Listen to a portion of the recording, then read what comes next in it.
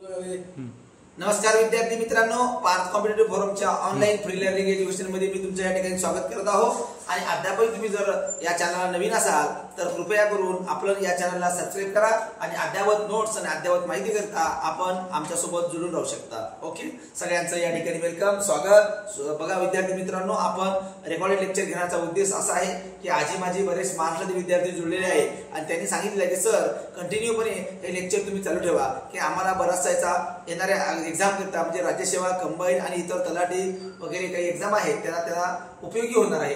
तर विद्यार्थी मित्रांनो, आपण घडामोडी सगळ्या घेत आहे। याच्यामध्ये पहिली घडामोड घेत आहोत जागतिक आदिवासी दिवस 9 ऑगस्ट।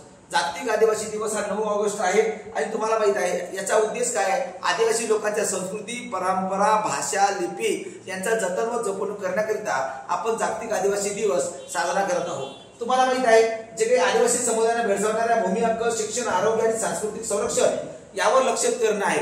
बघा, आदिवासी समाज आहे शिक्षणापासून बराचसा वंचित आहे। भूमी अधिग्रहण कायदा आणलेला आहे, जे काही आदिवासी लोक आहे याच्या जमिनी हडपण्याचा प्रयत्न बरेचसे लोक करत आहेत आणि आज कल्चरल अप्रोच या लोकांचा वेगळा आहे। आज आदिवासी लोकांच्या आरोग्याच्या समस्या आहेत। आज तुम्ही बघितलं असेल बाबा आमटे सारखं व्यक्तिमत्व हे गडचिरोलीच्या भामरागड भागातनी आदिवासी लोकांसाठी काम करत आहे। इकडे तुम्ही जर बघितलं मेळघाट मध्ये कोल्हे दाम्पत्य या ठिकाणी काम करत आहे। आदिवासी समाज हा भोळा बाबळा आणि अतिशय चांगला समाज आपल्या देशातला आहे आणि जे मूळचे लोक आहेत त्यांना आपण आदिवासी लोक म्हणतो आणि ह्या आदिवासी लोकांच्या कामाचं, त्याच्या संस्कृतीचं, परंपराचं जतन म्हणून 9 ऑगस्ट आपण जागतिक आदिवासी दिवस साजरा करत असतो। बघा विद्यार्थी मित्रांनो, जागतिक आदिवासी दिवस आहे। या जागतिक आदिवासी दिवसाची आपल्याला माहिती आहे का थीम काय आहे हे विचारलं जाऊ शकते। बघा थीम बघा 2025 ची थीम बघा, महत्वाची थीम आहे बघा, स्वनिर्णयासाठी बदलाचे प्रतिनिधी म्हणून आदिवासी युवा। स्वनिर्णयासाठी बदलाचे प्रतिनिधी म्हणून आदिवासी युवा। इंग्लिश मध्ये जर बघितलं, indigenous youth as agents of change for self determination. लक्षात घ्या, म्हणजे स्वतःच्या युवा जो आहे स्वनिर्णयासाठी बदलाचे प्रतिनिधी, आपल्याला त्याचा स्वतःचा निर्णय त्याला घेता यावं। कारण तुम्हाला माहित आहे आदिवासीचं मागासलेपण म्हणा, आदिवासीचं कमी वयात लग्न म्हणा, तर युवक आणि युवती याच्यातनी भरडले जात आहे कारण ते स्वतःचा निर्णय घेऊ शकत नाही। आई वडील आणि समाजाचा दबाव असतो आणि यामुळं या युवा लोकांचं, मुलांचं, मुलींचं प्राबल्य समाजातनी कुठेतरी घटताना आपल्याला दिसत आहे। म्हणून या प्रकारची थीम 2025 आहे। बघा पार्श्वभूमी बघा, 1994 मध्ये संयुक्त राष्ट्र महासभेनं तुम्हाला माहित आहे 9 ऑगस्ट हा दिवस international day of the world indigenous peoples, म्हणजे इंडिजिनियस म्हणजे जे दुर्लक्षित लोक आहेत, जे मागास लोक आहेत या लोकांसाठी हा दिवस साजरा करायचा ठरवलं। त्यानंतर सुरुवात 1992 ते 2004 बघा 1992 ते 2004 हा आदिवासी दशक म्हणून साजरा करायचा ठरवला। आदिवासी दशक तुम्हाला प्रश्न येईल, 1994 ते 2004 हा आदिवासी दशकचा भाग आहे। बघा दिवस निवडण्याचे कारण काय?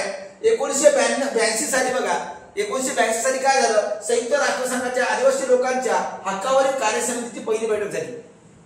1982 साली आदिवासी लोकांचे जे काही हक्क आहे, त्यांच्या जबाबदारी आहे, त्यांना काय द्यायचं आहे आणि त्याचे राईट्स या संदर्भात 1982 ला संयुक्त राष्ट्र युएनच्या अंतर्गत एक बैठक झाली आणि त्या बैठकीच्या दिवसाचा स्मरणार्थ म्हणून 9 ऑगस्ट हा जागतिक आदिवासी दिवस म्हणून जगभर साजरा करायचं असं संयुक्त राष्ट्र महासभेनं असा निर्णय जाहीर केला। आणि खरोखरच आज आदिवासी लोकांना विकास व्हावा, प्रत्येक क्षेत्रातनी आदिवासी लोकांचा प्राबल्य असावं यासाठी केंद्र राज्याच्या मार्फत बऱ्याचशा योजना आहेत, परंतु समाजातल्या सर्व लोकांनी सुद्धा या लोकांना पाहिजे त्या प्रकारच्या सोयी सुविधा देणं गरजेचं आहे।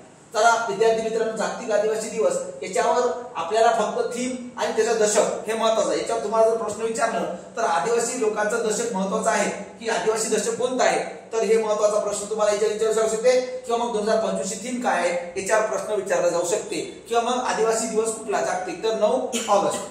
तर हे महत्वाचे काही प्रश्न आणि घडामोडी आपण इथं घेतलेलं आहे। चला पुढे आपण बघायचं आहे। बघा पुणे जिल्ह्यातील महत्वाचं बोराडेवाडी मोशी येथे धर्मवीर छत्रपती संभाजी महाराज यांच्या जगातील सर्वात उंच 140 फुटाचा स्टॅच्यू ऑफ हिंदू भूषण उभारण्यात येत आहे। बघा सर्वात महत्वाचा आहे पुणे जिल्हा, स्टॅच्यू ऑफ हिंदू भूषण। बघा महत्वाचा हिंदू भूषण, स्टॅच्यू ऑफ हिंदू भूषण। पुणे जिल्हा कोणता आहे? बघा पुणे जिल्हा आहे बोराडेवाडी मोशी पुणे जिल्ह्यातील छत्रपती संभाजी महाराज यांचा जगातला सर्वात उंच पुतळा। लक्षात घ्या त्याची उंची आहे 140 फूट। उंची किती आहे 140 फूट आणि त्याचं नाव आहे स्टॅच्यू ऑफ हिंदू भूषण। बघा छत्रपती शिवाजी संभाजी महाराज तुम्हाला माहित आहे हा धर्मरक्षक आहे, धर्मवीर याला आपण म्हणतो की या माणसानं शेवटच्या प्राणापर्यंत शेवटच्या श्वासापर्यंत हा झुकला नाही आदिलशाही मोगलशाही समोर आणि या व्यक्तीचं प्राण अर्पण केलं। तुम्हाला माहिती हात तोडले, पाय तोडले, डोळे फोडले, जबान कापून घेतली, धड क्षेत्रापासून वेगळं केलं, परंतु धर्मासाठी एकला राजा होता ते छत्रपती संभाजी राजा होता आणि याला म्हणून तुम्हाला धर्मरक्षक म्हणतात। म्हणून याचा जगातला तुम्हाला माहिती 140 फूट उंचाचा हा पुतळा आपल्या महाराष्ट्राच्या भूमीत आपल्या पुणे जिल्ह्यात जे काही मोशी बोराडेवाडी आहे या गावकऱ्यांनी केलेला आहे। त्या सगळ्या लोकांना शालूट माझा आहे, मानाचा मुजरा यांना हे खरे मावळे आहे की छत्रपती संभाजी महाराजांचे काही काम केलेलं आहे त्याचं स्मरण म्हणून हा पुतळा आज आपल्या महाराष्ट्रात निर्माण होत आहे। तर याच्याबद्दल मला निश्चितच अभिमान आहे।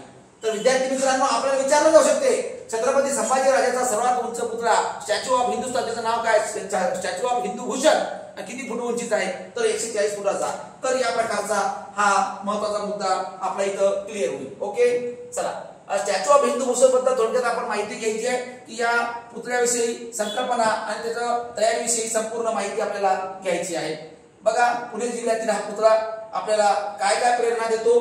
स्थान बघा पिंपरी चिंचवड, बघा पिंपरी चिंचवड जी काही महानगरपालिका आहे या महानगरपालिकेतला हा एरिया आहे। पिंपरी चिंचवड मधला हा एरिया आहे बोराडेवाडी मोशी। पिंपरी चिंचवड तुम्हाला माहित आहे याच्यातला हा आहे नाशिक महामार्गाजवळ बघा पुणे नाशिक महामार्ग हायवेवर हा पुतळा उभारला जाणार आहे। त्यानंतर 140 फूट बघा उंची आहे आणि चौथाऱ्यासह 100 फूट। चौथारा म्हणजे काय जो काही पुतळा आहे या पुतळ्याच्या बाजूला जी काही जागा आहे आपण काही लोक याला चौथारा म्हणतो, आजूबाजूचा काही प्लेस आहे तर याला आपण चौथारा हे सगळं जर धरलं तर याचा थोडाफार तुम्ही जर बघितलं 180 फूट पूर्णपैकी आहे म्हणजे खालून जे काही चौथारा आहे म्हणजे पुतळा जर फक्त वरचा आपण बघितला तर 140 फुटाचा आहे आणि संपूर्ण चौथाऱ्यापासून जर बघितलं तर 180 फूट आहे। जगातील सर्वात उंच पूर्णाकृती पुतळा छत्रपती संभाजी राजाचा पुतळा म्हणून हा ओळखला जातो। मुख्य पुतळ्यासोबत 10 फूट उंचीचे सरसेनापती हंबीरराव मोहिते आणि 16 सरदार मावळ्यांचे पुतळे सुद्धा आहे। तुम्हाला माहिती आहे हंबीरराव मोहिते महत्वाचे मामाची भूमिका निभावणारे हंबीरराव मोहिते त्याला युद्धाचे डावपेच छत्रपती शिवाजी महाराज गेल्यानंतर संभाजी राजे हे पोरके झाले होते आणि मायेची ममता आणि बापाची ममता असे लावणारे हंबीरराव मोहिते होते आणि सोबत जे 16 सरदार होते ते 16 सरदार मावळे छत्रपती संभाजी राजासोबत होते गुरु हो। आणि या सगळ्यांचं स्मरण म्हणून या सगळ्यांची आठवण म्हणून तुम्हाला माहित आहे हे ठेवलेलं आहे शिल्पकार राम सुतार। तुम्हाला माहित आहे राम सुतार हा जो व्यक्ती आहे याचं नाव आहे सुतार पण हा सुतार नाही काम करत हा व्यक्ती माहिती का पुतळे निर्माण करतो। याच राम सुतारनं स्टॅच्यू ऑफ युनिटी निर्माण केलेला आहे राम सुतार। तुम्हाला माहित आहे सरदार वल्लभभाई पटेल यांचा सुद्धा पुतळा जगातले विविध पुतळे निर्माण करणारा शिल्पकार म्हणजे राम सुतार। लक्षात घ्या तुम्हाला प्रश्न येऊ शकतो बरोबर आहे तर शिल्पकार कोण आहे राम सुतार। स्मारकाच्या परिसरात Shambhusrushti open air theatre bronze murals आणि संभाजी महाराजांची गाथा सांगणारे आधुनिक तंत्रज्ञान वापरले असेल। बघा जे काही शंभूसृष्टी आहे आजूबाजूचा प्रदेश आहे आजूबाजूचा जो भूभाग आहे याच्यामध्ये छत्रपती संभाजी महाराजांनी काय काय कार्य केलं त्याचे साहित्य त्याचे कपडे त्या काळातले देखावे हे संपूर्ण त्या भागातनी नटलेलं आहे। म्हणून संपूर्ण इतिहासकालीन हे संपूर्ण दृश्य पुणे जिल्हा आपल्याला माहित आहे की या ठिकाणी सगळ्या गोष्टी आपल्याला बघायला मिळणार आहे। म्हणून स्टॅच्यू ऑफ हिंदू भूषण याच्या संदर्भाचा आपल्याला येणाऱ्या परीक्षेमध्ये विद्यार्थी मित्रांनो 100% प्रश्न येण्याचे चान्सेस आहे। त्यामुळे हे बारकाईने येथील माहिती तुम्ही अभ्यासणं गरजेचं आहे बरोबर आहे। चला पुढचं महत्त्वाच्या घडामोडीकडे आपल्याला वळायचं आहे। स्टॅच्यू ऑफ हिंदू भूषण झाल्यानंतर बघा स्टॅच्यू ऑफ हिंदू भूषण हे आपण बघितलं आता। चला भारत छोडो आंदोलन बघा भारत छोडो बघा भारत छोडो आंदोलन 2 मिनिट भारत छोडो आंदोलन काय पर सुरूला ऑटो प्ले केलं तुम्ही टच करा इकडे ऑटो प्ले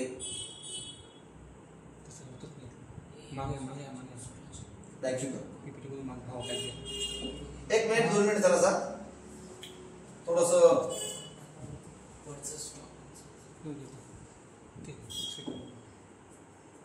थोडं एरर आलेलं आहे काही टेन्शन घेऊ नका कॅन्सल करा ऑटो प्ले बॅक मागे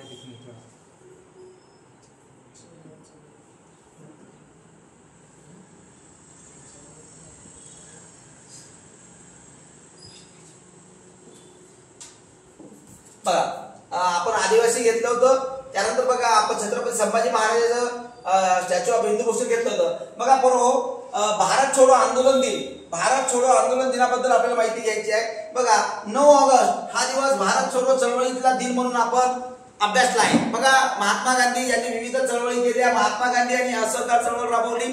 महात्मा गांधी असहकार चळवळ 1920 ते 1922. त्यानंतर तुम्हाला माहिती आहे वंगभंग चळवळ 1930 ते 1934. त्यानंतर तुम्हाला माहिती आहे पूर्व 1942 चा भारत छोडो आंदोलन मुंबईचा गवालिया ठाण आझाद मैदान या ठिकाणी 9 ऑगस्ट 1942 ला करेंगे या मरेंगे हा नारा महात्मा गांधी यांनी दिला. महात्मा गांधी हे अहिंसक होते, परंतु हिंसक घोषणा केल्यामुळे लोक पेटून उठले आणि त्या तारखेचा स्मरणार्थ भारत छोडोच्या याच्यात ऑगस्ट क्रांती दिन म्हणून देशभर भारत छोडो दिन आंदोलन दिन 9 ऑगस्ट हा साजरा केला जातो आणि हा ऑगस्ट क्रांती दिन म्हणून सुद्धा साजरा केला येतो. बघा या संदर्भात आपल्याला माहित आहे मुंबईचा गवालिया टँकवर करा किंवा मरा भारत छोडो, तुम्हाला माहित आहे ही घोषणा युसुफ मेहर अली लक्षात घ्या या प्रमुखांनी दिली होती. भारत छोडो लक्षात घ्या, करा किंवा मरा भारत छोडोची घोषणा कोण दिली होती? युसुफ मेहर अली लक्षात घ्या. आणि या गोवालिया टँकच्या मैदानात ध्वज फडकवण्यात आला होता. आणि भारत छोडो आंदोलनामुळे तुम्हाला माहित आहे देशभर महात्मा गांधीची प्रतिमा एवढी जबरदस्त बनली आणि इंग्रजांना भारतातून सळो या पळो करण्याचं काम या भारत छोडो आंदोलन केलं. आणि हे भारत छोडो आंदोलन भारताच्या इतिहासात एवढं मोठं झालं होतं की साधारणतः उत्तरेकडून तर दक्षिणेकडे, पूर्वेकडून तर पश्चिमेकडे संपूर्ण भारतातली याची चाहूल लागली आणि इंग्रजांना आपल्याला स्वतंत्र द्यावं लागलं. म्हणून 9 ऑगस्ट हा क्रांती दिन, ऑगस्ट क्रांती दिन म्हणून आपण साजरा करतो. क्रांती म्हणजे अचानकपणे आलेला बदल आणि भारतात एवढा मोठा प्रचार घडला की सगळे लोक पेटून उठले आणि इंग्रजाला आपल्याला 1947 ला स्वातंत्र्य द्यावं लागलं. चला पुढे जाऊया आपण. व्हाईस ऍडमिरल बघा 47वे नौदलाचे उपप्रमुख म्हणून पदभार स्वीकारला आहे. बघा अलीकडे नौदल प्रमुख तुम्हाला माहित आहे, भूदल आहे, हवाई दल आहे, बरोबर आहे. व्हाईस ऍडमिरल बघा व्हाईस ऍडमिरल जे काही आपण म्हणतो तर व्हाईस ऍडमिरल प्रमुख म्हणून ज्या व्यक्तीची निवड झालेली आहे तो महत्वाचा व्यक्तिमत्व. बघा व्हाईस ऍडमिरल प्रमुख, बघा व्हाईस ऍडमिरल प्रमुख, व्हाईस ऍडमिरल बघा व्हाईस ऍडमिरल संजय वत्सयान 47वे भारतीय नौदलाचे उपप्रमुख म्हणून पदभार स्वीकारला आहे. 47वे भारतीय नौदलाचे उपप्रमुख म्हणून काय केले पदभार स्वीकारलेला आहे. बघा मूळ रहिवासी हिमाचल प्रदेशातील आहे. कुठले आहे? हिमाचल प्रदेशातील आहे. बरोबर. हमीरपूर जिल्ह्यातील हिरनगर गाव, गाव कोणतं आहे? हमीरपूर जिल्ह्यातील हिरनगर हे महत्वाचं गाव आहे. 2021 ला अतिविशिष्ट सेवा पदक त्यांना प्राप्त झाले आहे. 2021 ला बघा व्हाईस ऍडमिरल म्हणून लक्षात घ्या उपप्रमुख म्हणून पदभार त्यांनी सांभाळलेला आहे ते संजय वत्सयान हे आहे. मूळ रहिवासी आहे हिमाचल प्रदेशातील हमीरपूर जिल्ह्यातील हिरानगर गाव आणि 2021 ला अतिविशिष्ट सेवा पदक त्यांना मिळालेलं आहे. त्यांची महत्वाची कामगिरी आहे. भारतीय सैनिकांमध्ये त्यांनी विविध कामगिरी केली आणि त्यामुळे त्यांना अतिविशिष्ट सेवा बद्दल पुरस्कार त्यांना देण्यात आलेला आहे. बघा साधारणतः भारतीय नौदलाबद्दल जर आपल्याला माहिती घ्यायची असेल तर 1934 ला भारतीय नौदलाची स्थापना झाली. बघा ब्रीदवाक्य आहे श नो वरुण, श नो वरुण लक्षात घ्या. साधारणतः हा आपल्याला जो काही वाक्य आहे तर हा संस्कृत वाक्य आहे. श नो वरुण हा जो काही वाक्य आहे तो संस्कृत वाक्य आहे आणि आपल्याला हा ब्रीदवाक्य लक्षात घ्यायचा आहे की श नो वरुण. त्यानंतर बघा बरोबर जे काही महत्वाच्या भूमिका आहे तर याच्यामध्ये तुम्हाला माहित आहे महत्वाच्या भूमिका घेत असताना यामध्ये आपल्याला या माणसाला कशा प्रकारचं मुख्यालय बघा या भारतीय नौदलाचं मुख्यालय कुठे आहे? नवी दिल्ली. सेनापती बघा दिनेश कुमार त्रिपाठी आहे. मुख्य सेनापती कोण आहे? म्हणजे प्रमुख ऍडमिरल लक्षात घ्या दिनेश कुमार त्रिपाठी. कोण आहे? दिनेश कुमार त्रिपाठी. स्थापना बघा भारतीय नौदलाची 1934. बघा असं म्हणलं जाते की नौदलाची संपूर्ण रूपरेषा आणि आरमाराचा प्रमुख छत्रपती शिवाजी महाराजांच्या याच्यापासून आपण घेतलेला आहे. तर अशा प्रकारची संरचना सांगितलेली आहे आणि नौदलाचं चिन्ह सुद्धा या ठिकाणी आपण दाखवलेलं आहे. त्यानंतर बघा एम.एस. स्वामीनाथन. बघा अन्न महत्वाचं आहे. एम.एस. स्वामीनाथन अन्न आणि शांती पुरस्कार. एम.एस. स्वामीनाथन भारताचे कृषी मंत्री, भारताचे हरित क्रांतीचे जननेते, बरोबर आहे. आंतरराष्ट्रीय हरित क्रांतीचे प्रणेते कोण होतं? Norman Borlaug. भारतीय हरित क्रांतीचे प्रणेते कोण आहे? एम.एस. स्वामीनाथन. आणि लक्षात घ्या महाराष्ट्र हरित क्रांतीचे प्रणेते वसंतराव नाईक यांची नोंदणी आहे. बघा पहिला एम.एस. स्वामीनाथन अन्न आणि शांती पुरस्कार प्रोफेसर अडमेला अडनेले यांना प्रदान करण्यात आलेला आहे. बघा प्रोफेसर अडमेला अडनेले यांना प्रदान करण्यात आलेला आहे. बघा पुरस्काराची राशी बघा 25,000 रुपये अमेरिकन डॉलर लक्षात घ्या. 25,000 रुपये अमेरिकन डॉलर म्हणजे 21 लाख रुपये भारतीयानुसार. सोपं नाही आहे ते. एम एस स्वामीनाथनच्या नावाला पुरस्कार देण्याची रक्कम बघा. उमेदवार पात्रता काय माहिती का, हा उमेदवार विकसनशील देशाचा नागरिक असावा आणि वय त्याचं 50 वर्षापेक्षा कमी असावे. बघा ज्या ज्या लोकांनी जगात अन्न आणि शांततेसाठी काम करणाऱ्याला पुरस्कार देत होतो. बघा अन्न, जगात जास्त अन्न उत्पन्न करतं आणि शांतता. बघा भुकीमुळे माणसाला आक्रमण निर्माण होते, भुकीमुळे माणूस अग्रेसिव्ह सुद्धा होऊ शकतो आणि अन्न निर्माण करणं याच्यामुळे सुद्धा जगामध्ये शांतताचं कार्य होऊ शकते. आणि या प्रकारचा जो कोणी उद्योगपती आहे, या प्रकारचा कोणी कृषीमधलं काम करतो, त्याचं वय वर्ष 50 पेक्षा कमी असावं आणि अशा व्यक्तीला तो भारतीय म्हणजे विकसनशील राष्ट्राचं तो डेव्हलपिंग, बघा जे काही विकसित राष्ट्र आहे, भारत हा विकसनशील मध्येच आहे, तर या लोकांना हा पुरस्कार दिला जातो. बघा हा पुरस्काराची स्थापना बघा M S Swaminathan research foundation and the world academy of sciences याच्या मार्फत देतो. जे काही फोरम आहे, एक महत्वाचं अकॅडमी आहे, एक फाउंडेशन आहे, जे एम एस स्वामीनाथन यांच्या नावाने ते चालत आहे आणि या फाउंडेशन कडून हा पुरस्कार दरवर्षी जाहीर केला जातो. आणि हा पहिलाच पुरस्कार आहे, सुरुवात झालेली आता पहिलाच पुरस्कार प्रोफेसर ओडवेला अडेनेले यांना हा पुरस्कार देण्यात आलेला आहे. बरोबर आहे. बघा बरोबर, तुम्हाला माहित आहे की जे आपण माहिती घेतो त्या माहितीच्या अंतर्गत काही घटना आणि घडामोडी घडतात. बघा घटना आणि घडामोडीचा आपण जर विचार केला तर याच्यामध्ये आपल्याला काही प्रसंग असे असतात की राष्ट्रासाठी गरजेचे असतात आणि ते म्हणजेच काय, अन्न आणि सगळ्यात महत्त्वाचं कृषी. आणि याच्यामध्ये ज्या लोकांनी योगदान दिलेलं आहे त्याला एम एस स्वामीनाथन हा पुरस्कार दिला जातो. तर या प्रकारचा तो पुरस्कार आहे. त्यानंतर आपण बघत आहे भारत टॅक्सी. ओला आणि उबरला टक्कर देण्यासाठी सहकारी संस्थांनी 300 कोटीची राईड हेलिंग प्लॅटफॉर्म सुरू केलाय. राईड हेलिंग बघा बघा ओला आणि उबेर टॅक्सीचे इतकं प्रचंड रेट आहे, इतकं भाडेवाढ आहे आणि त्यामुळे भारत सरकार, महाराष्ट्र सरकारने असा विचार केलेला आहे की अशा प्रकारचं भारत टॅक्सी आपण सुरू करायची, जी इलेक्ट्रिक टॅक्सी आहे, जे गोरगरीब लोकांना पुरवडेल म्हणून सरकार मान्य टॅक्सी भारत टॅक्सी सुरू केली आहे. बघा साधारणतः राईड हेलिंग प्लॅटफॉर्म सुरू केला आहे. राईड हेलिंग लक्षात घ्या, सहकारी तत्वावर आधारित राईड हेलिंग प्लॅटफॉर्म आहे जो ओला आणि उबरला काय देणार आहे, पर्याय. बघा याचा उद्दिष्ट काय, चालक आणि मालकाचे उत्पन्न वाढवणे, कारण कमी कमिशन घेतले जाईल, तसेच ग्राहकांना वाजवी दरात सेवा देणे. आता बघा ही संस्था कोणती आहे, इफ्को. बघा तुम्हाला इफ्को टोकियो ही संस्था जी आहे एक प्रकारची कृषी पीक विमा भरते, शेतकऱ्यांना कृषी पीक विमा देते, त्या प्रकारची संस्था आहे. त्याच संस्थेकडे हे काम दिलेलं आहे, परंतु ही संस्था अतिशय बोगस आहे.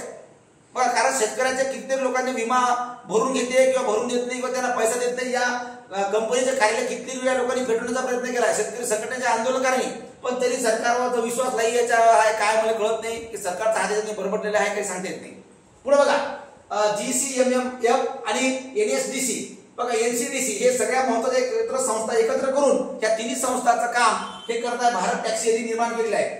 आता बघा हा उपक्रम केंद्रीय सहकार मंत्रालयाने सुरू केलेला आहे. आता केंद्रीय सहकार मंत्रालय कोण आहे, अमित भाई शाह. कोण आहे, अमित भाई शाह, केंद्रीय सहकार मंत्री, बरोबर आहे. आणि त्याच्या मंत्रालयाच्या अंतर्गत भारत टॅक्सी सुरू करायचा आपण भारत सरकारने निर्णय घेतलेला आहे. पहिला टप्पा बघा महाराष्ट्र, गुजरात, दिल्ली आणि उत्तर प्रदेश 4 राज्यामध्ये आहे. महाराष्ट्र, गुजरात, दिल्ली आणि उत्तर प्रदेश. महाराष्ट्र, तुम्हाला प्रश्न येतो भारत टॅक्सी खालीलपैकी कोणकोणत्या राज्यामध्ये सुरू करण्यात येत आहे, तर महाराष्ट्र, गुजरात, दिल्ली आणि उत्तर प्रदेश. महाराष्ट्र, गुजरात, दिल्ली आणि उत्तर प्रदेश या 4 राज्यामध्ये लक्षात घ्या. आणि सहकार मंत्रालयाने या प्रकारचं कमी भाडेवाढीमध्ये अशा प्रकारचं टॅक्सी सुरू करण्याचा निर्णय घेण्यात आलेला आहे. चला पुढे बघा बरोबर, वर्ल्ड लॉयन डे. बघा आता तुम्हाला माहित आहे अलीकडे महत्वाच्या लॉयनच्या संख्येमध्ये कमी जास्त होत आहे. आता बघा हा सिंह, आता वर्ल्ड लॉयन डे तुम्हाला माहित आहे साधारणतः स्थापना 2013 मध्ये डेरेक आणि बेव्हरली जोबर्ट, डेरेक आणि बेव्हरली जोबर्ट यांनी ही सुरुवात केली आहे वर्ल्ड लॉयन डे ची. त्यानंतर बघा गेल्या 20 वर्षात आफ्रिकन सिंहाच्या संख्येत सुमारे 43% घट झालेली आहे. बघा आफ्रिकन जे काही सिंह आहे याच्यामध्ये 43% घट झालेली आहे. बघा आणि जागतिक वन्यजीव निधीचा अंदाज आहे की जंगलात फक्त 20,000 ते 25,000 सिंह शिल्लक आहेत. सिंहांची बघा वाघाची संख्या एका बाजूने कमी झाली, एका बाजूला सिंहांची संख्या कमी होताना दिसत आहे. आफ्रिका खंडामध्ये सर्वात जास्त आफ्रिकामध्ये सिंहांची संख्या प्रचंड आहे आणि याच्यामध्ये तुम्हाला माहिती आहे सिंहांची संख्या धोक्यात येत आहे. म्हणून 2013 पासून या डेरेक आणि बेव्हरली जोबर्ट यांनी काय केलेलं आहे, या सिंहाचं संगोपन व्हावं आणि या सिंहाचं महती लोकांपर्यंत कळावी म्हणून हा दिवस साजरा करायचा यांनी ठरवलेला आहे. आता बघा आशियाई सिंह, बघा तुम्हाला माहिती आहे आशियाई सिंहाबद्दल तुम्हाला माहिती जराशी असली पाहिजे की याचे बघा आशियाई सिंह पॅन्थेरा लिओ पर्सिका या नावाने ओळखले जाते. पॅन्थेरा लिओ पर्सिका बघा विज्ञान मध्ये सुद्धा प्रश्न येतो आशियाई सिंहाला नाव काय, तर त्याला वैज्ञानिक नाव काय आहे तर पॅन्थेरा लिओ पर्सिका हा आफ्रिकन सिंहापेक्षा थोडा लहान आहे. आफ्रिकन सिंहापेक्षा कसा आहे थोडा लहान आहे, जी हाईट थोडीशी लहान आहे. बघा आशियाई सिंहाचे वेगळे वैशिष्ट्य म्हणजे त्याच्या पोटाजवळ त्वचेचा एक रेखांशाचा पट जो आफ्रिकन सिंहामध्ये क्वचितच आढळतो.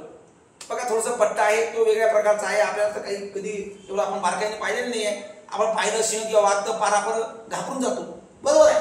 आदिवास बघा गवताळ प्रदेश, सवाना, दाट झाडी आणि मोकळे जंगल. तुम्हाला माहिती आहे सिंह मोठ्या जंगलामध्ये दाट झाडी आहे या ठिकाणी राहणार आहे. भारतातील आशियाई सिंह 16व्या सिंह गणनेनुसार बघा जे काही गणना आहे सिंह गणना आहे 2015 मध्ये आशियाई सिंहाची संख्या 523 वरून 2025 पर्यंत 891 पर्यंत वाढली आहे. भारतामध्ये सिंहाची संख्या काय झालेली आहे वाढ. भारतात सिंहाच्या संख्येत वाढ झालेली आहे, परंतु तुम्हाला माहिती आहे आफ्रिकेमध्ये सिंहाच्या संख्येत काय झालेली आहे घट. बघा भारतामध्ये साधारणतः काही उद्यानामध्ये आशियाई सिंह आढळतात, विशेषतः गीरचा अभयारण्य इथं सर्वात जास्त सिंह तुम्हाला आढळतात. बर्दा वन्यजीव अभयारण्य आणि भारतातील काही प्राणी उद्यानामध्ये सुद्धा याचं आपल्याला जे काही हे आहे अवशेष म्हणजे काय अवशेष नाही म्हणता येणार आपल्याला की यांचं जे काही वरचढ आहे किंवा यांचं वर्धस्त आहे हे आपल्याला दिसताना दिसत आहे. आता बघा जे काही सिंहाची संख्या दिवसेंदिवस आपल्या भारतात वाढत आहे पण आफ्रिकेत कमी होत आहे, तर हे चिंताजनक आहे. बघा साधारणतः वाईल्ड लाईफ प्रोटेक्शन ऍक्ट 1972 यानुसार आणि आययुसीएन रेड लिस्ट नुसार आणि सिटीज नुसार बघा हे महत्त्वाचे काय आहे एक संस्था आहे जे प्राण्याच्या संदर्भात काम करतात. आययुसीएन साइट्स वाईल्ड लाईफ बरोबर आहे की प्राण्याचं हित जोपासणे, प्राण्याचं संवर्धन करणे, त्याचे राईट्स देणे या संदर्भात ह्या काम करणाऱ्या कन्झर्वेटिव्ह संस्था आहे. आता जे काही पर्यावरण आहे पर्यावरणाचं संतुलन ठेवण्यासाठी प्राणी पाहिजे, पक्षी पाहिजे, वनस्पती पाहिजे, सगळं पाहिजे, बरोबर आहे. आणि हे सगळं जर असलं तरच तुम्हाला माहित आहे की बायोडायव्हर्सिटी व्यवस्थित आपली राहणार आहे. म्हणून आपण आज बघितलं की महत्वाचा जो काही आशियाई सिंह आहे तर हे भारतामध्ये आशियाच्या भागामध्ये आपल्याला आढळतो, पण आफ्रिकन सिंहाची काय होत आहे संख्या दिवसेंदिवस कमी होताना दिसत आहे आणि त्यामुळं ही संख्या कुठेतरी वाढावी या संदर्भाचा हा एक छोटासा काय आहे प्रयत्न आहे. बघा मुंबई हायकोर्टाचे 4थे खंडपीठ सुरू झालेले आहे. मुंबई हायकोर्ट तुम्हाला माहिती आहे मुंबई हायकोर्ट हे मुंबईला आहे आणि पहिले याचं नाव बॉम्बे होतं, आता मुंबई झालेलं आहे. तुम्हाला माहिती आहे पोरो याचे 4 महत्वाचे खंडपीठ आहे. पहिले कुठलं होतं नागपूर, छत्रपती संभाजीनगर, पणजी आणि अलीकडे झालेलं आहे कोल्हापूर. काय झालेलं आहे कोल्हापूर. बघा नागपूर, छत्रपती संभाजीनगर, त्यानंतर पणजी ही गोव्याची राजधानी आहे आणि त्यानंतर आता अलीकडे काय झालेलं आहे कोल्हापूर. कोल्हापूरच्या लोकांची बऱ्याच दिवसापासून मागणी होती आणि भूषण गवई आपल्या देशाचे सरन्यायाधीश या माणसानं कोल्हापूरच्या या 4थ्या खंडपीठाला परवानगी दिली आहे. म्हणून महाराष्ट्र उच्च न्यायालयाचे खंडपीठ झालेले आहे 4. महाराष्ट्र उच्च न्यायालय खंडपीठ झालेले आहे 4. बघा साधारणतः जे काही कोल्हापूरचं एक नवीन खंडपीठ तयार झालेलं आहे आणि सगळं लक्षात घ्यायचं 1862च्या अंतर्गत मुंबई उच्च न्यायालयाची स्थापना आहे. 1862 ला तुम्हाला माहिती आहे प्रेसिडेन्सी न्यायालय म्हणून मुंबई, कलकत्ता आणि मद्रास बघा मुंबई, कलकत्ता आणि मद्रास याची निर्मिती झालेली आहे. आणि नंतर तुम्हाला माहिती आहे आपला हा मुंबई उच्च न्यायालय मुंबईला आहे. तर नवीन खंडपीठाचे कार्यक्षेत्र तुम्हाला प्रश्न विचारू शकतात पोरो जे काही कोल्हापूरला खंडपीठ निर्माण होत आहे तर कोणकोणत्या जिल्ह्यासाठी आहे बघा सातारा, सांगली, सोलापूर, कोल्हापूर, रत्नागिरी आणि सिंधुदुर्ग. बघा सातारा, सांगली, सोलापूर, कोल्हापूर, रत्नागिरी आणि सिंधुदुर्ग. सातारा, सांगली, सोलापूर, कोल्हापूर, रत्नागिरी आणि सिंधुदुर्ग लक्षात घ्या हे महत्त्वाचे जिल्हे आहेत. आता मुंबई उच्च न्यायालयाचे खंडपीठ आहे नागपूर, छत्रपती संभाजीनगर, पणजी आणि कोल्हापूर. 100% तुम्हाला प्रश्न याचे चान्सेस आहे. काय विचारलं की नवीन जे काही पश्चिम महाराष्ट्रातील कोल्हापूर जिल्ह्यात एक नवीन खंडपीठ झाले. बघा हा कोल्हापूर जिल्हा आहे ना आपल्याला 2-3 गोष्टीसाठी महत्वाचा आहे. अलीकडे कोल्हापूर जिल्ह्यात तुम्हाला माहित आहे इचलकरंजी ही महानगरपालिका पण झाली आहे. इचलकरंजी बघा इचलकरंजी महानगरपालिका आहे पण कोल्हापूर जिल्ह्यात कोल्हापूर महानगरपालिका आणि एक इचलकरंजी महानगरपालिका अशा 2 महानगरपालिका झाल्या, बरोबर आहे. तर त्यानंतर आता कोल्हापूर जिल्हा आणखी प्रसिद्ध झाला आहे कशामुळं खंडपीठामुळं. त्यामुळं खंडपीठासाठी कोल्हापूर खंडपीठातील कोणकोणते जिल्हे समाविष्ट आहेत असा प्रश्न विचारला जाऊ शकतो. तर सांगली, सातारा, कोल्हापूर, सोलापूर बरोबर आहे हे महत्वाचं. त्यानंतर रत्नागिरी, सिंधुदुर्ग हे महत्वाचे जिल्हे याच्यामध्ये काय आहे समाविष्ट आहे. तर अशा प्रकारे महाराष्ट्र हायकोर्टाचे उच्च न्यायालयाचे खंडपीठ किती झाले बरोबर 4 किती झाले 4. तर हे काय लक्षात घ्या. आणि जाता जाता काही जास्त वाचायचं नाही. आपण लेक्चर जरी बघितला हा व्हिडिओ जरी बघितला तर तुमच्या लक्षात येऊ शकतो. बरोबर आहे. हे लेक्चर बघत आहे रिपिटेशन जर तुम्ही केलं तर संपूर्ण लक्षात येईल. या प्रकारच्या सोप्या भाषेतून देण्याचा उत्तर आपला इथे तुम्हाला आहे. बघा बरोबर स्कूल व्हॅनला मान्यता देणारे महाराष्ट्र देशातील पहिले राज्य ठरले. स्कूल व्हॅन बघा काही राज्यामध्ये स्कूल व्हॅन हे लिगली नाही. आता सरकारनं स्कूल व्हॅनला परवाना आलेला आहे. बघा तुम्हाला 3 सीटर आहे. 3 सीटर म्हणजे आपल्या रिक्षा ते 3 सीटर असाव्या. रिक्षा असो त्यानंतर 7 सीटर आहे जे काही काळ्या पिवळ्या आहे. पण आपण तुम्हाला वाटते ट्रॉफिकवाले धरतात कोण 2 व्हीलर आहे 3 व्हीलर आहे बरोबर आहे 4 व्हीलर आहे. पण याच्यातले लोक जसं कोंबड्या भरतात त्या प्रकारे माणसं भरतात त्या डाल्यात आणि त्यामुळे ट्रॉफिकवाले म्हणतात की बाबा तुम्ही असं करू नका. 2 व्हीलर वाल्यांना बघा लायसन राहू द्या 2 व्हीलरवर 2 सीटर राहू द्या कधीच तुम्हाला ट्रॉफिकवाला त्रास देणार नाही. पण काय राहते आपल्याजवळ लायसन राहत नाही आपल्याजवळ 3-3 सीटर आपण बसून राहतो उलट बोलतो ट्रॉफिकवाला काही कामच नाही ते का अरे त्यांचं काम आपण वाढवतो. त्यामुळं तसं बघा स्कूल व्हॅन जे आहे विद्यार्थ्यांच्या जीवनाशी खेळवाड होऊ नये म्हणून स्कूल व्हॅनला आपण परवाना देणारा महाराष्ट्र हे देशातील पहिलं राज्य आहे. बघा महाराष्ट्र देशातील स्कूल व्हॅनला परवाना देणारा पहिलं राज्य आहे. बघा त्यानंतर बघा बरोबर स्कूल व्हॅन झालं आपलं वर्ल्ड एलिफंट डे. बघा 12 ऑगस्ट रोजी दरवर्षी जागतिक हत्ती दिन साजरा केला जातो. बघा हत्तीला गणराज म्हणतात काही लोक. बघा हत्ती हे इकडं केरळमध्ये बरेचसे आपल्याला आढळतात. हत्ती आपल्या विदर्भात म्हणा महाराष्ट्रातली बऱ्याच ठिकाणी अलीकडे तुम्हाला माहित आहे हत्ती संदर्भाचं जे काही माधुरी हत्ती आहे याच्या संदर्भाचा हत्तीनी संदर्भाचा एवढा मोठा थैथयार बांधला होता. कोल्हापूरच्या जनते लोक रस्त्यावर उतरले होते. मोर्चा सुरू झाले आंदोलन सुरू झाले आणि तो आंदोलन जनतेच्या हितार्थ राज्य सरकारला मध्यस्थी करावी लागली केंद्र सरकारला मध्यस्थी करावी लागली आणि ते माधुरी हत्तींना कोल्हापूरच्या सानिध्यात ठेवण्यात आलं. 12 ऑगस्ट हा वर्ल्ड एलिफंट डे आहे. कोणता आहे 12 ऑगस्ट वर्ल्ड एलिफंट डे. बघा हत्ती हा गणपतीचं महत्वाचं वरदान म्हणून म्हणलं जाते आणि हत्तीला लोक बरेचसे राज्यामध्ये त्याची पूजा सुद्धा केली जाते. आणि परंतु हत्तीची संख्या दिवसेंदिवस काही ठिकाणी कमी होताना दिसत आहे. आणि आपल्याला या संदर्भात वर्ल्ड एलिफंट डे 12 ऑगस्ट साजरा आपण करतो. बघा साधारणतः बघा जे काही जागतिक हत्ती दिन आहे तर जागतिक हत्ती दिनाबद्दल जर माहिती घ्यायची झालं बरोबर दरवर्षी हा जागतिक हत्ती दिन साजरा केला जातो. तर सुरुवात आहे 2012 पासून. जागतिक हत्ती दिनाची सुरुवात कधी आहे 2012 पासून आणि 2025 थीम आहे मातृसत्ताक आणि आठवणी. मातृसत्ताक आणि आठवणी. बघा ज्या ज्या दक्षिणेकडे मातृसत्ताक सत्ता होती आणि त्या ठिकाणी हा गजराज तुम्हाला माहित आहे गणराज हा आपल्या समोर आला म्हणून ही मातृसत्ता साऊथकडची जी काही सिस्टीम आहे त्यासह आठवणी म्हणून मातृसत्ताक आणि आठवणी हे थीम 2025 आहे. उद्देश बघा आपल्या परिसंस्थेत हत्तीचे महत्व मान्य करणे. बघा जे परिसंस्था आहे हत्तीमुळे बाकीच्या जीवांचं संरक्षण होते. जसं वाघामुळे बाकीच्या जीवाचं संरक्षण होते जंगलाचा राजा आपण म्हणतो तसं हत्तीमुळे सुद्धा प्राण्याचं पक्ष्याचं हितरक्षण होत असते. बरोबर बाबा. भारतातील हत्ती कॉरिडॉरमध्ये 2023च्या अहवालानुसार जगातील वन्य हत्तीच्या लोकसंख्येपैकी सुमारे 60% लोक भारतात राहतात. बघा जगाच्या हत्तीच्या संख्येपेक्षा भारतामध्ये 60% हत्ती भारतात सापडतात. त्या बघा जिथे 33 हत्ती अभयारण्य आणि 150 ओळखले जाणारे हत्ती कॉरिडॉर आहे. बघा साधारणतः भारतामध्ये 33 हत्ती अभयारण्य 33 आणि 150 ओळखले हत्ती कॉरिडॉर म्हणजे ज्या ठिकाणी हत्ती आपण सांभाळले जातात. आणि म्हणून हत्तीची भूमी म्हणून सुद्धा आपण ओळखतो. बघा श्रीलंकेमध्ये बरेचसे हत्ती आहेत श्रीलंकामध्ये आणि त्या ठिकाणी रायडिंग सुद्धा त्या हत्तीवर केलं जातं. बघा आपल्या इकडं ओझी वाऱ्याचं काम पहिले घोड्यावर व्हायचा अलीकडे बैलावर होतो. अलीकडे बैल सुद्धा बंद झाले. आपण डायरेक्ट आता ट्रॅक्टर आणलाय मशीन आणलंय. पण आता या प्रकारचं पहिले उंट काही भागात बघा राजस्थान सारख्यामध्ये उंटावर काम चालतो. काही ठिकाणी जर तुम्ही जर बघितलं तर गाढवावर काम चालतो.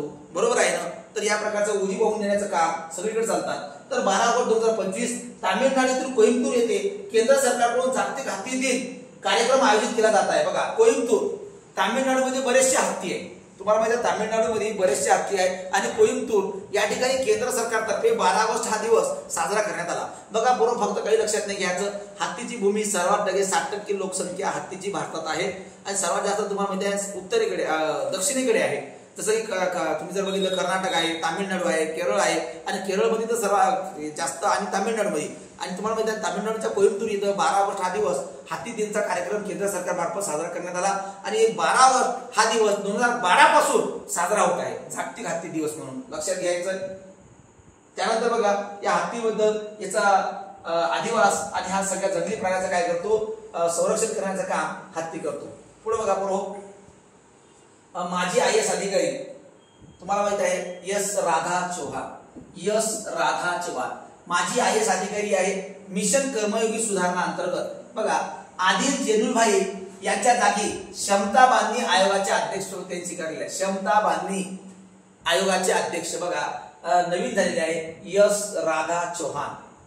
लक्षात घ्या आपल्या आदिवासी म्हणून क्षमता बांधणी आयोग. क्षमता बांधणी म्हणजेच काय, जे काही आपलं स्किल आहे याच्या संदर्भातचा एक आयोग, एक कमिशन त्याच्यात त्यांनी अध्यक्ष स्वीकारलेलं आहे. बघा क्षमता बांधणी कॅपॅसिटी बिल्डिंग कमिशन बघा प्रत्येकाची कॅपॅसिटी आहे याचा आयोगाचा अध्यक्ष आहे. स्थापना बघा 1 एप्रिल 2021 ला मिशन कर्मयोगी अंतर्गत भारत सरकारद्वारे स्थापन केलेलं आहे. बरोबर आहे. 2021 ला स्थापना आहे. पहिले अध्यक्ष डॉक्टर चंद्रशेखर बुद्धे. बघा पहिले अध्यक्ष आहे चंद्रशेखर बुद्धे, हे आपले पहिले अध्यक्ष होते चंद्रशेखर बुद्धे.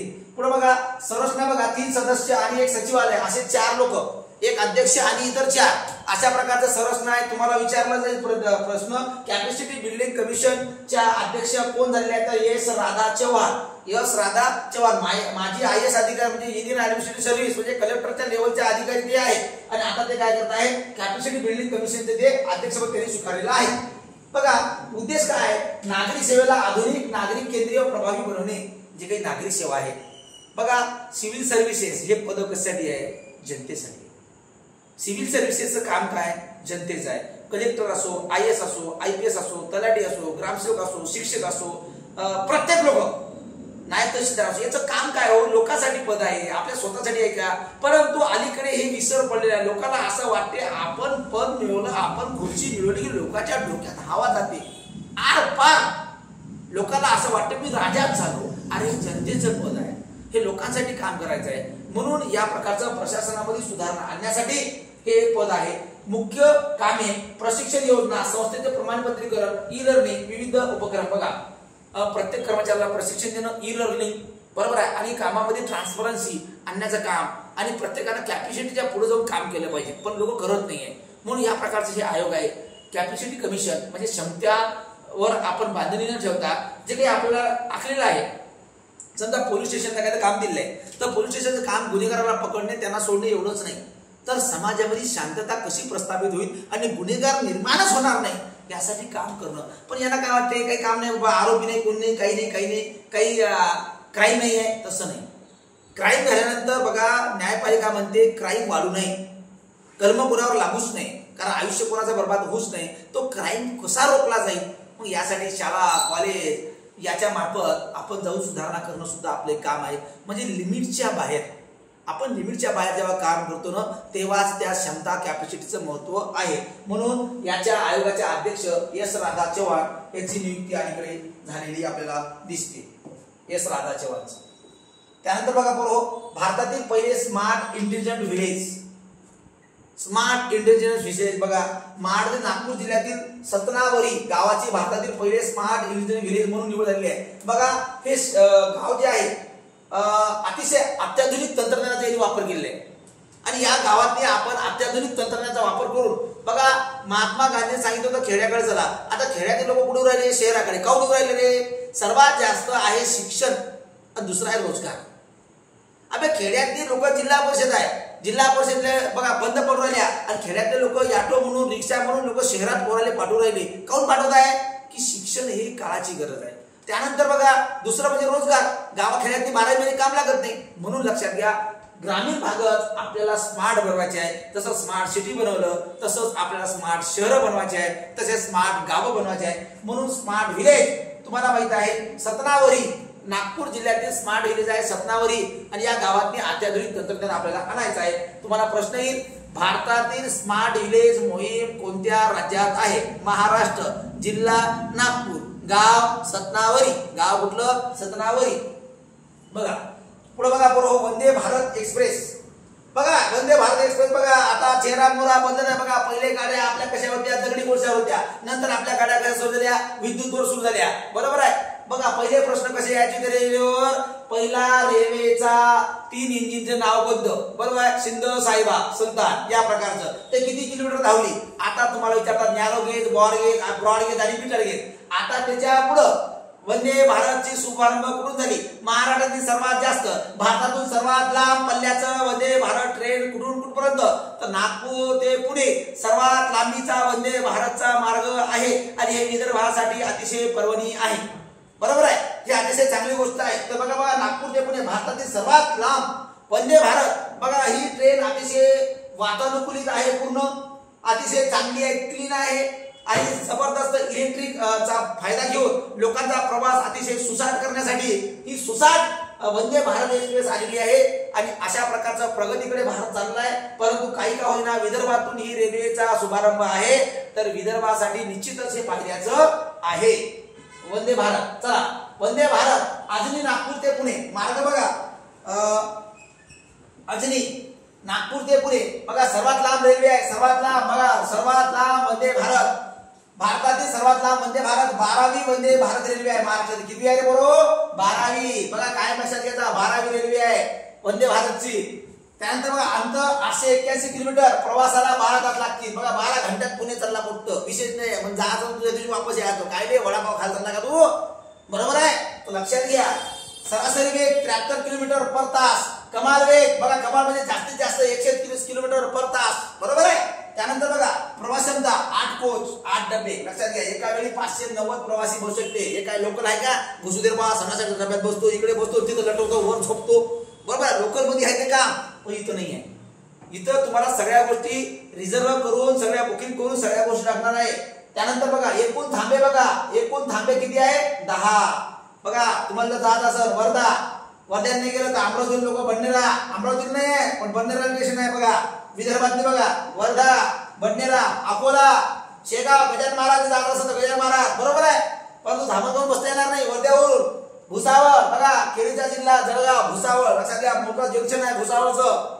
त्यानंतर जळगाव, मनमाड बघा, मनमाड बी महत्वाचं केंद्र आहे. कोपरगाव, इथून शिर्डीला जात असेल तर कोपरगावला उतरा, तिथून शिर्डीला जा, बरोबर आहे, सबका मालिक आहे. त्यानंतर अहमदनगर आणि दौंड, बरोबर आहे. आणि दौंड झाल्यानंतर डायरेक्ट तुमचं काय ते पुणे. तर महत्वाचे 10 स्टेशनवर थांबणार आहे. बघा हे प्रश्न विचारते, लक्षात घ्या. जसं तुम्हाला समृद्धी महामार्गावर प्रश्न विचारले ते वारंवार, तसं वंदे भारत सर्वात लांबीचा किती किलोमीटर आहे, वंदे भारत किती प्रवासाचे थांबे आहे, वंदे भारत कधी सुरू झाली, बरोबर आहे, कुठून सुरू झाली, नितीन गडकरीने तर हिरवी झेंडी दाखवली आणि तेव्हा हे वंदे भारत सुरू झाली आहे. आणि विदर्भातले कोणकोणते स्टेशन आहे असंही विचारले जाऊ शकते. आणि महाराष्ट्रातली कितवी वंदे भारत आहे, तर 12वी याचं उत्तर असलं पाहिजे, बरोबर आहे. तर या प्रकारचं वंदे भारत लक्षात घ्या, हे आपल्या महाराष्ट्रातून सुरू झालेली आहे सर्वात लांब रेल्वे आहे. त्याचं नाव काय, वंदे भारत. चला वंदे भारत एक्सप्रेस. बघा आशियाई सर्फिंग चॅम्पियनशिप, पुढचा आहे क्रीडा आणि खेळ. बघा आशियाई सर्फिंग चॅम्पियनशिप, रमेश बुदियाल आशियाई सर्फिंग चॅम्पियनशिप मध्ये खुल्या पुरुष गटात 12.60 गुणासह कांस्य पदक जिंकणारा पहिला भारतीय. आता बघा ही सर्फिंग चॅम्पियनशिप आहे मालदीवच्या बेटामध्ये जे काही समुद्र आहे त्या ठिकाणी हे खेळले झालेले आहे. तामिळनाडू महाबलीपुरम स्पर्धेचं ठिकाण आहे, तामिळनाडू महाबलीपुरम. रमेश बुदियालने पुरुषाच्या खुल्या गटात हे पदक जिंकला. तो या स्पर्धेत पदक जिंकणारा पहिला भारतीय सर्फर ठरलाय. बघा साधारणतः अंतिम फेरीत 12.60 गुण मिळून तिसरे स्थान पटकावलेले आहे. सुवर्ण पदक कोणी जिंकलं बघा, दक्षिण कोरियाचा कानो हिजे आणि रौप्य पदक बघा इंडोनेशियाचा पजार एरियाना. बघा पजार एरियाना सर्फिंग चॅम्पियनशिप बघा, तुम्हाला माहिती आहे स्लायडिंग या प्रकारचा तुम्ही चालता, बरोबर आहे. तर त्या ठिकाणी सरपटत जाणे याला म्हणतात सर्फिंग चॅम्पियनशिप, बरोबर आहे. विविध खेळ आहे आणि विविध खेळ मालदीवच्या या ठिकाणी तामिळनाडूच्या महाबलीपुरम या ठिकाणी सुरू झालेला आहे. तर हे काही एवढा विचार नाही विचारलं, परंतु माहिती असावं रमेश बुदियाल हा आपला महत्वाचा पुरुषाच्या एकेरीत पदक जिंकणारा पहिला भारतीय आहे. काय पदक जिंकणारा पहिला भारतीय आहे, बाकी काहीच नाही. एवढं काही वाचू नका, याला एवढं काही महत्व देऊ नका. चला पुढचा मुद्दा आहे ग्लोबल हंगर इंडेक्स. बघा ग्लोबल हंगर इंडेक्स बघा, भारत महत्वाचा आहे. ग्लोबल हंगर म्हणजे जागतिक भूगोळी निर्देशांक. आता भूगोळी काऊन होऊ राहिली, क्राईम गुन्हेगारी माहित आहे का, ह्या पोट जे आहे का माणसाने काही करायला लावते, भीक मागायला लावते, चोरी करायला लावते, खून करायला लावते, काही माहित आहे का. ये पेट बड़ा जुल्मी है बाबा, क्या क्या करे मालूम नहीं तुमको.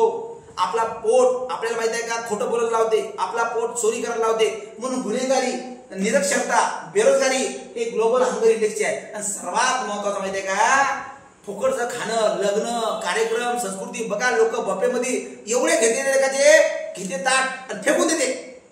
तर याच्यामुळं अति नासाडी अन्नाची, याच्यामुळे ग्लोबल हंगर इंडेक्स मध्ये भारताचा इंडेक्स कमी नाही उरायला, वाढू राहिला. काहून माहितीये का, लोकसंख्या. हे लोकसंख्या, हे एका घरातली 4-4, 5-5 माणसं. अबे कायले पाहिजे लोकसंख्या एवढी? पहिलेच कमाई काही नाही, धुऱ्या दिन चालले का लोकसंख्या वाढवाले, एकच राष्ट्रीय कार्यक्रम राहिले का तो. पण लोक याच्यावर काही विचार नाही करत आहे. माहितीये का, लोक याचा विचारच करत नाही. लोक एका बाजूने माहितीये का दिवसभर बेरोजगारी, दिवसेंदिवस बेकारी वाढू राहिली. पण तरी लोक ग्लोबल हंगर इंडेक्स कडे काही कुठल्या प्रकारचा आराखडा आखत नाही आहे.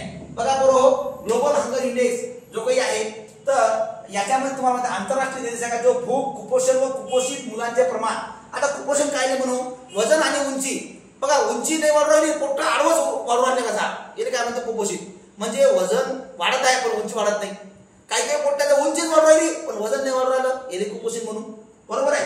तर बघा याच्यामध्ये तुम्हाला माहित आहे जे काही कुपोषित आहे, तर भारताचा ग्लोबल हंगर इंडेक्स 2024 चा बघा आकडेवारी स्कोअर 2024 27.3 आहे. रँकिंग आहे 105वा. एकूण देश आहे किती 127, आणि 127 देशातील भारताचा क्रमांक किती आहे 105वा.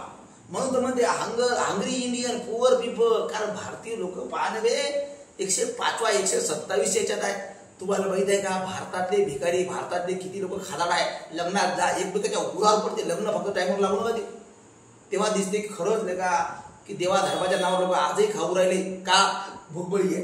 बघा आंतरराष्ट्रीय निर्देशांक आहे जो भूक, कुपोषण आणि कुपोषित मुलांचे प्रमाण, या आधारे भुकेच्या स्थितीचं काय करते मापन. पुढे बघा 0 हा सर्वोत्कृष्ट भूक नाही आहे. 0 निर्देशांक म्हणजे भूक नाही आहे, आणि 100 म्हणजे सर्वात वाईट स्कोर आहे. 100 म्हणजे काय, सर्वात वाईट स्कोर. बघा 2024 च्या आकडेवारीनुसार जागतिक सरासरी जीएचआय स्कोर हा 18.3 आहे, मध्यम श्रेणी. आणि या आकडेवारीनुसार 42 देशांमध्ये भूक गंभीर स्थितीत आहे. 42 राष्ट्र असे आहेत त्यातली भुकेची समस्या खतरनाक आहे आणि किंवा मग चिंताजनक आहे. आफ्रिका आणि दक्षिण आशियामध्ये सर्वाधिक भूकग्रस्त प्रदेश आहे. आपण आशियामध्ये या पाहून घ्या, लक्षात घ्या. आशियामध्ये काही लोक खेकडे खाऊ राहिले, चिमण्या खाऊ राहिले, कावळे खाऊ राहिले, साप खाऊ राहिले, बेंडका खाऊ राहिले, काहीतरी सोडलं म्हणजे चायना वाला सांगू राहिलो मी. बरोबर आहे. तर असो, तर या प्रकारच्या मार्केटमध्ये जर बेंडक्याचं लोणचं युवराजमध्ये पाहिजे, लोणचं खाताना विचार करत राहा. बघा तर ग्लोबल हंगर इंडेक्स 2024-25 चा भारताचा क्रमांक किती आहे 127 मधील 105वा. आता जो काही ग्लोबल हंगर इंडेक्स आहे हा तुम्हाला माहित आहे भारतामध्ये हा युनेस्को लक्षात घ्या हे सर्वे करते, आणि भारतामध्ये तुम्हाला माहित आहे नीती आयोग ही आकडेवारी प्रकाशित करते. कोण करते, नीती आयोग. महत्वाचं तुम्हाला जे काही आहे ग्लोबल हंगर इंडेक्स हे प्रकाशित करण्याचं काम नीती आयोग करत असते. लक्षात घ्या बरोबर. ग्लोबल हंगर इंडेक्सच्या अंतर्गत आपल्या कशा प्रकारचे धोरण आहे आणि कशा प्रकारच्या कंडिशन आहे. आपल्याला माहित आहे की भूकबळीमध्ये आपल्या भारताचा निर्देशांक किती खाली आलेला आहे. तर आपण याचा विचार करणं गरजेचं आहे, आणि त्यामुळं अन्न खाताना किंवा अन्न फेकताना आपण विचार करणं गरजेचं आहे. बरोबर आहे. त्यानंतर बघा नशा मुक्त भारत अभियान. नशा तुम्हाला माहिती आहे दारूची नशा आहे, त्यानंतर बाईची नशा आहे, काही लोकांना पैशाची नशा आहे, काही लोकांना मोबाईलची नशा आहे. अलीकडे मोबाईल सुद्धा एक नशा आहे. म्हणजे असं तुम्ही एखाद्या दारुड्यालाच म्हणणं काही नशेला माणूस आहे. मोबाईलची नशा असणं ही सुद्धा दारूच्या नशापेक्षा कमी नाही. बाईची नशा असणं ही सुद्धा दारू, बाईची नशा म्हणजे आज लपडे आहे याला बाईची नशा म्हणायची ना. हे काय काय काय लिगली आहे का, नाही, इलिगल काम आहे. बरोबर आहे ना. फक्त आता फ्रीमध्ये सगळ्या गोष्टी चालू आहे. तर असो, नशामुक्त भारत अभियान 2020 मध्ये सुरू झाल्यापासून 5 वर्ष पूर्ण केली आहे. नवी दिल्ली एक विशेष वर्धापन दिन कार्यक्रम केले आहे. बघा 2020 ला आपण नशामुक्त अभियान सुरू केलं आहे भारत सरकारनं 15 ऑगस्ट 2020 ला. म्हणजे भारतातील सर्वात असुरक्षित जिल्ह्यावर लक्ष केंद्रित करून तिथं काय करायचं, मादक पदार्थ, अंमली पदार्थ, दारू, गांजा, चरस हे सगळं बंद करायचं आहे. आणि त्यासाठी काय करायचं आहे, काही सामाजिक संघटना एनजीओ यांना जवळ घ्यायचं आहे. याला किती वर्ष झाले, साधारणतः 5 वर्ष. 15 ऑगस्ट 2020 ला नशामुक्त अभियान भारत सरकारने सुरू केलं आहे, आणि आता 2025 ला 15 ऑगस्टला याला किती वर्ष झाले आहे, 5 वर्ष नशामुक्त अभियान सुरू केले आहे. कारण नशा ही तंबाखू असो, गुटखा असो, गांजा असो, दारू असो ही माणसाने पकडून टाकते. जीवन एवढं अमूल्य आहे, जीवन परत मिळणार आहे का रे, चालले लोकांचे खरा घडत राहते. अबे मुले ते खरा खाण्याचं कळत नाही बे. चावाचे थुकाचे पैसे आले का? चावाचं थुकाचं पटकन थुकलं का? गाडी खिडकीत कुठेही बी. अरे लाजा वाटू दे. हवा उडवायची. काही लोक धुवा काढते का? कुठून धुवा निघते. नाकातून काढते, कोण तोंडातून काढते, कोणी कानातून काढते, काही तर कुठून काढते धुवा. सांगा तर अबे धुवा मारायचे पैसे. अबे खायने बी पोटाने ते काय तू पॅन पांड्या खाली चालला का? जे व्यसन दिन करून वाळून चालला ना तू. काही लोक दारू. अबे काही लोक माहिती का मोबाईल असे का जे रात्रभर त्या ब्लँकेटच्या रवच्या खाल्ले का? जे पोट्टे पाहिजे का? वरून ब्लँकेट घेऊन आतमधून ठेवायचे, चॅटिंग करायचे, मोबाईल पाहता. अरे का मरशील नबी. जेवढं प्रेम एवढी राष्ट्रभक्ती बघा.